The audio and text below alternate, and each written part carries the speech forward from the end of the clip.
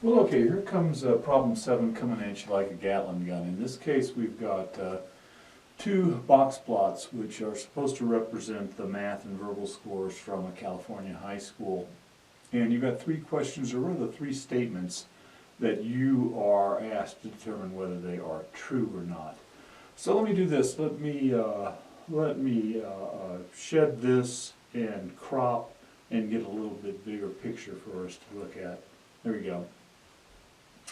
And the first of the 3 questions says, again, the first of the 3 statements says that the range of both the math scores and the verbal scores are the same. So all we have to do is look. You can see that the math score has a range of about 300. The range is the minimum number, the maximum number minus the minimum number. It's about 300, 300 to 600. And the verbal score goes 450 to 750, also 300. So that statement is true. They both do have the same range. Second statement says that the maximum score of the math is equal to the median score of the verbal. So the maximum score of the math is there on the far right whisker, and sure enough it lines up exactly with what is denoted as the median for the verbal. Yeah, one's right on top of the other. So that's true as well too. And the final statement says that while verbal appears to be a symmetric distribution, the math appears to be skewed to the right. So it's true, if you look at verbal, it's very close to being symmetric about the median there, right? About the same amount of data on both sides, distributed in about the same manner.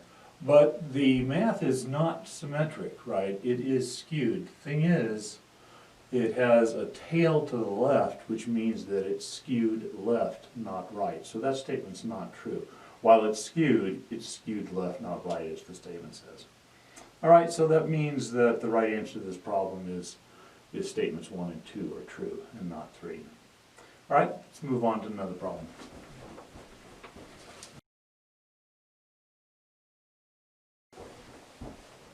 All right, here's problem 8 of the 3 problems, 7, 8, 9 we have on this video. 3 fairly short problems, so I thought I'd get them all in here. And this one's a little bit on the dirty side because this expression up here, which is the analytical expression for the binomial probability of getting k successes in n trials, in this case n being 15, this expression was not given in OpenStax text. You have to look back in my lecture notes in order to see it. You could actually hand calculate the probabilities that you have calculated using your calculator, using this formula. And if you knew the formula, that 0.29 is the probability of success, constant on each of the trials, and n is the number of trials. So this is probability of success. This is, what did I say, 15 trials. This is number of trials. And then what you've got to remember is that for the binomial theorem, mu is just equal to np, which in this case is 0.29 times 15, which is 4.35. All right, and there you have it. That's all there is to this problem. It's really asking you if you remembered that formula. All right, let's move on to the final problem here.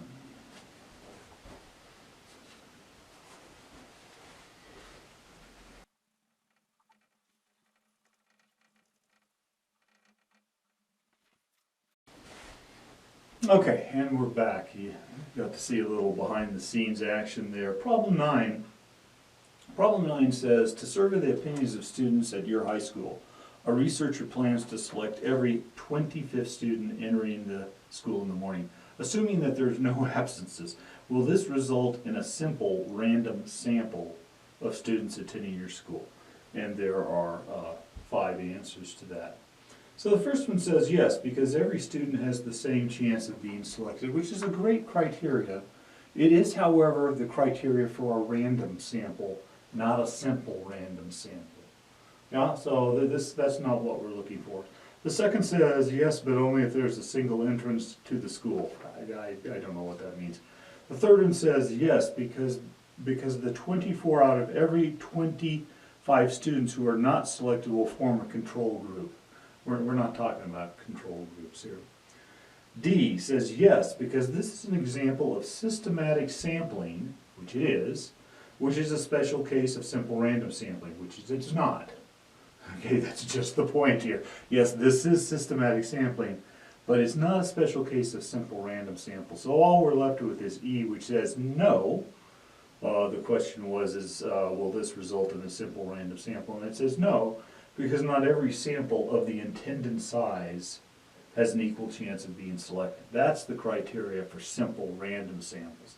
Every sample of the intended size has an equal chance of being selected. It is sort of a higher quality of randomness than merely a random sample. Right, and that's problem 9. Let's move on.